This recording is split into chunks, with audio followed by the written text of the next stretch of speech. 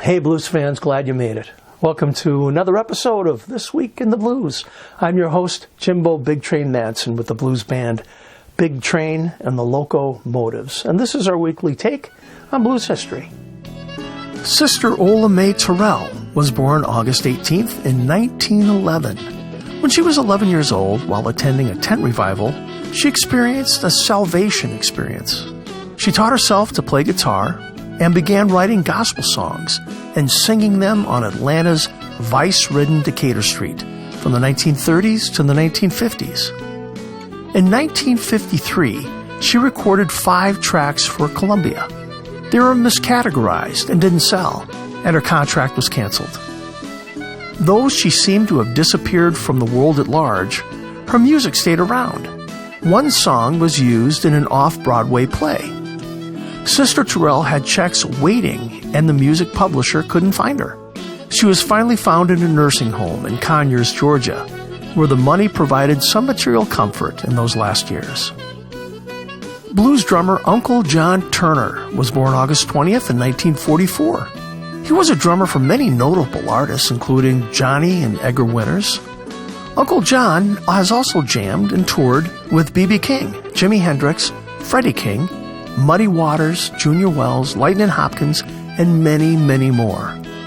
But we're not done yet. He also recorded with the likes of Walter Shaky Horton, Willie Dixon, Albert Collins, Lazy Lester, and the list goes on. He was really the drummer of choice for most blues artists. Delta blues fiddler Henry Son Sims was born August 22nd in 1890. He was born in Mississippi and learned to play the fiddle from his grandfather. After serving in France during World War I, he joined his childhood friend Charlie Patton at a recording session in June 1929 in Grafton, Wisconsin. Sims returned to working on a plantation until August 28th in 1941, when he accompanied Muddy Waters in a recording session under the direction of Alan Lomax. Sims also accompanied Robert Nighthawk on several occasions. He continued a solo career into the 1950s. The King of Boogie, John Lee Hooker, was born August 22nd in 1917. He was beloved worldwide as the King of the Endless Boogie, a genuine blues superstar whose droning, hypnotic one-chord grooves were at once both ultra-primitive and timeless. He rose to prominence performing an electric guitar-style adaptation of Delta blues. Hooker often incorporated other elements, including talking blues and early North Mississippi hill country blues. He developed his own driving rhythm boogie style, distinct from the 1930s and 40s piano-derived boogie-woogie. Hooker was ranked 35 in Rolling Stone's 2015 list of 100 greatest guitarists.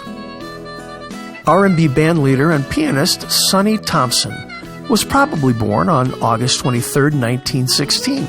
I say probably because there's some confusion over both his birth date and even his birth name.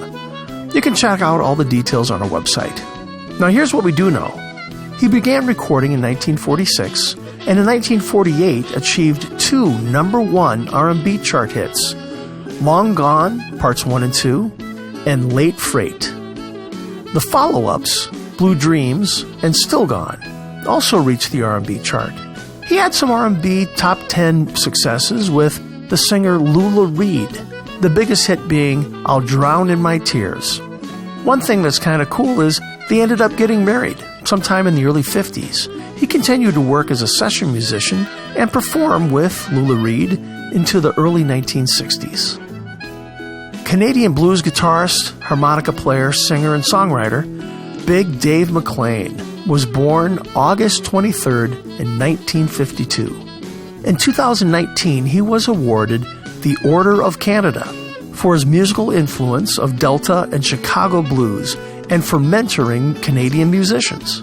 Billboard noted that Big Dave's been the quintessential behind-the-scenes bluesman. He's done more to shape the Western Canadian blues scene than perhaps any other artist.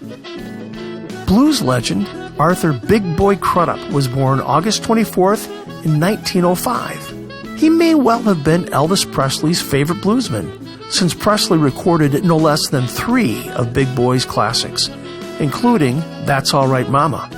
Often lost in the shadow of Presley's covers are Crudup's own contributions to the blues genre. He didn't sound much like anyone else, in part because he didn't pick up the instrument until he was 30 years old. Crudup was named Big Boy because, well, it was a pretty big guy.